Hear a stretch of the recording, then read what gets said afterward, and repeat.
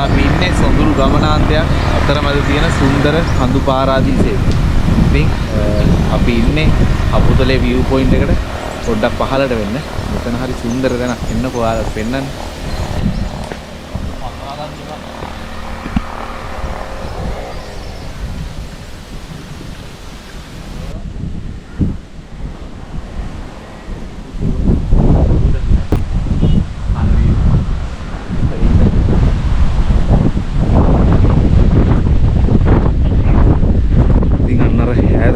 මීදුම ගලාගෙන එනවා මේ පැත්තට පහළ තියෙන ගම්මාන ටික වහගෙන. ඉතින් හරි සුන්දරයි බලන්න ඉන්න. මේ කඳු පන්තිය දිහා.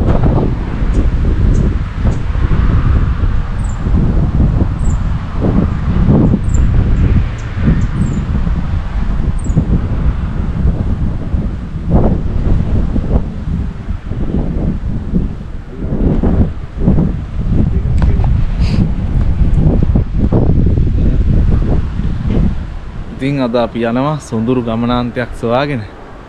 ඒ තමයි මහා එලි තැන්න එහෙමත් නැත්තම් හෝටන් තැන්න. ඉතින් අපි යන්න ඕනි බෙරගලට. බෙරගල ඔහිය හරහා තමයි අපි හෝටන් තැන්නට යන්න ඉන්නේ. සුන්දර පාරක් ඔහිය පාර ගස් කොළන් වලින් පිරුණු. ඉතින් අපිත් එක්ක දිගටම ඉන්න. අපි යම් මේ නිවාඩු දවසේ හෝටන් තැන්න හොයාගෙන යන්න අපිත් එක්ක.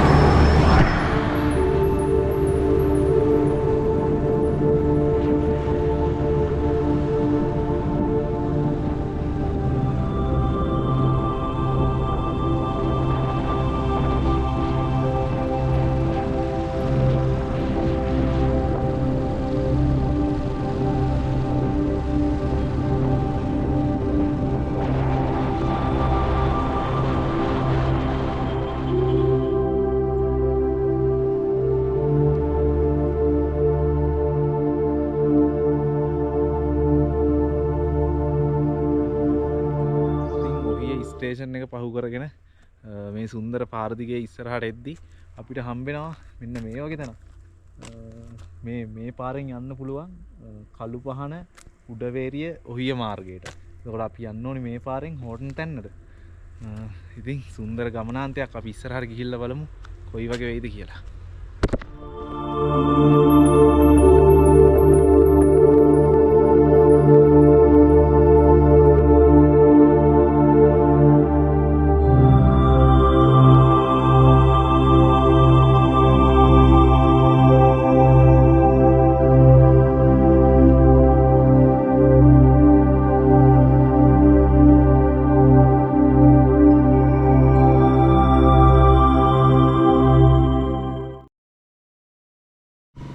ඉතින් දැන් අපි ඉන්නේ මේ සුන්දර යකාගේ කඩිපෙළ මාර්ගයේ ඉදිරිපිට.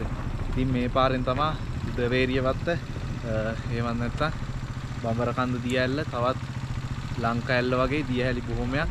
ඒ වගේම ලංකාවේ තියෙන ඇඩ්වෙන්චර් පාරක්. මොකද මේ පාරේ ඔයාලත් වෙනවනම් එක්කෝ ඕෆ් රෝඩ් වාහනයක හරි නැත්නම් බයික් එකක හරි ඉන්න. ඉතින් අපි දැන් ඉන්නේ හෝටන් තැන්න ජාතික වනෝද්‍යානයට ඇතුල් වෙන තැන. ඒ කියන්නේ මෙතන ඉඳන් තමයි හෝටන් තැන්න ජාතික වනෝද්‍යානය පටන් ගන්නෙ. ඉතින් සුවේසියසී තැනක් tie ඔයාලට පෙන්නන්න අපි ඒකයි මෙතන නතර කරේ. ඉන්නකො පෙන්නන්න.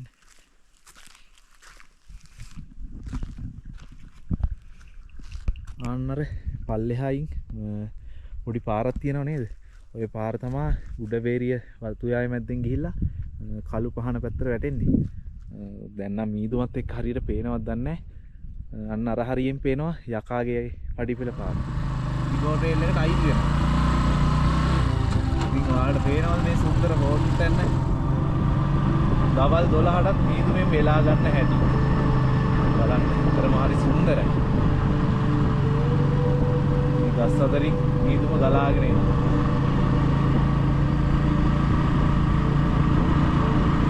දැන් අපි මේ මීදුම් අතරින් ඉස්සරහට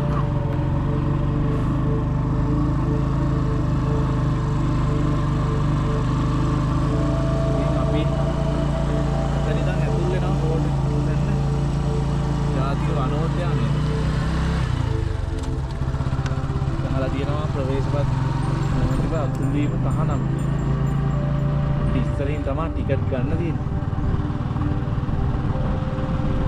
ඇත්තට මේක නම් මාරම සුන්දර අත්දැකීමක්. ඉතින් අර විඩාවර ජීවිතේ මිදිලා මේ වගේ තැනකට ඇවිල්ලා මේ වගේ පාරක යනකොට තමයි දැනෙන්නේ අපි ඇත්තට මේ ලෝකේ ජීවත් වෙනවා කියලා. ඔයාලත් එන්න මේ සුන්දර අත්දැකීම විඳගන්න. මාකාර සුන්දරයි. රිය පිවිසුම ඉදිරිපිට. ඉතින් ටිකට් ප්‍රයිස් අපි බලමු කොහොමද කියලා.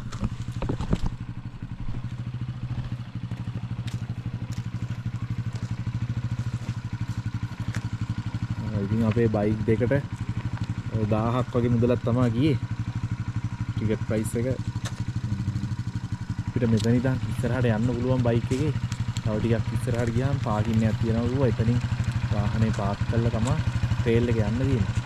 ඉතින් බලමු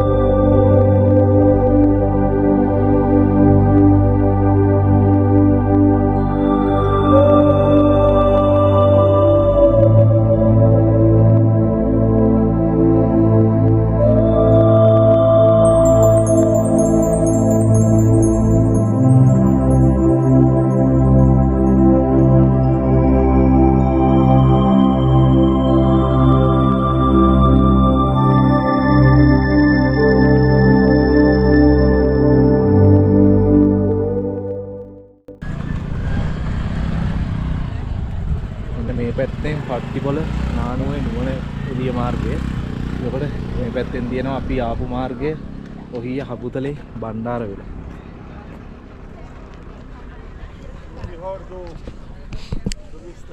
පියන් ඉස්සරහට.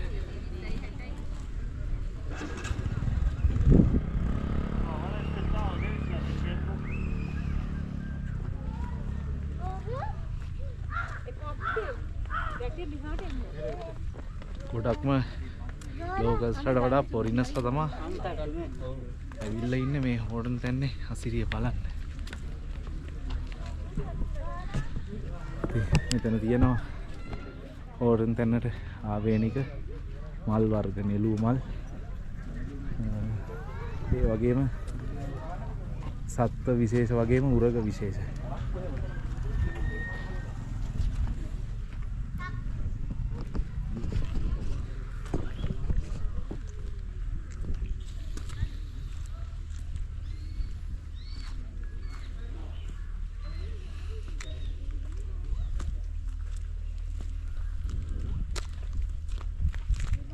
අයිය ට්‍රේල් එකේ යන්න දෙන්නේ නැද්ද දෙකෙන් පස්සේ? ඉතින් අපි එනකොට පොඩ්ඩක් පරක් වුණා. අපිට ලෝකාන්තේ ඒ වගේම වේග සැල්ල බලන්න අපිට යන්න වෙන්නේ නැහැ. මොකද මේ දෙකෙන් පස්සේ ට්‍රේල් එකේ යන්න දෙන්නේ නැහැ. මොකක් හරි හේතුවක් මත. ඉතින් තොටුපොළ කන්ද ට්‍රේල් එකේ විතරයි අපිට යන්න දෙනවා කිව්වේ. දෙකෙන් පස්සේ බලමු අපි තොටුපොළ කන්ද හරි ට්‍රේල් එකේ නැගිමු ආපු එකේ. ඉන්න යන්නේ. ඉතින් හම්බුණා සුන්දර යාළුවෝ දෙන්නෙක්. බලන්නකෝ. තම කියනවා නම් ඉතින් මෙයාලට තමයි මේ තැන්නේ අයිති. පේනවනේ කන්දක උස්ස උස්ස බල කොටිය කොයි වෙලේ ඇඟට කඩාගෙන පණීද කියලා බියෙන් සැකෙන් තමයි යාලා තනකොළ කන්නේ. නමුත් ඉතින් මෙයාලගේ අර තියුණු කන් වලටයි ඇස් වලටයි හොරෙන් කොටියට ලං වෙනවා කියන එකත් ලේසි පාසු දෙයක් නෙවෙයි.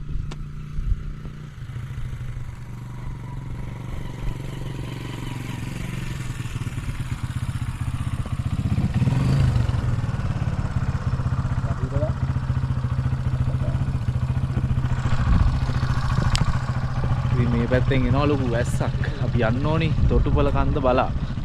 එහෙනම් ඉතින් ඕනට සමු දීලා අපි යන් ඉස්සරහට. එන්න යන්න.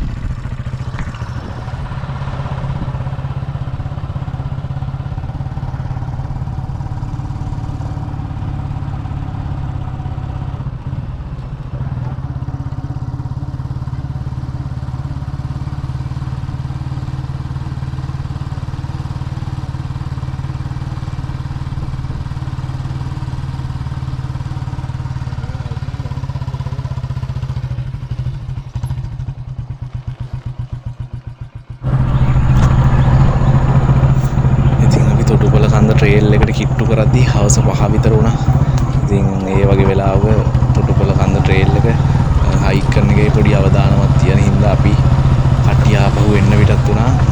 මොකද හවස් වෙද්දී කැලේ සත්තු එලි වහිනවා. ඒ වගේම ගොඩක් කරුවල වැටෙනවත් එක්කම ඒ වගේ ගමනක් යන එකේ පොඩි අවදානමක් තියෙනවා. ඒ ඔයාලත් එනවා නම් පාන්දර මෙන්න හෝඩන් තැන්න ට්‍රේල් එකත් යන්න දෙන්නේ හවස 2 විතර වෙනකම් විතරයි. ඊට පස්සේ තොටුපළ කන්ද ට්‍රේල් එක යන්න දෙනවා. තොටුපළ කන්ද ට්‍රේල් එකත් ගොඩක් හවස් වුණා. අගිනකේ පොඩි අවදානමක් තියෙන හින්දා උදේම එන්න පිටත් වෙන්න. නැත්තම් මේ වගේ සුන්දර පරිසරයක් හරියට දැක ගන්න නැතුව යන එකේ ඇත්තටම අපරාධ කියලා හිතේ. ඉතින් අපි අලුත් වීඩියෝ එකකින් හම්බ වෙනවා. අදට ගිහින් එන්න හැමෝටම ජය වේවා.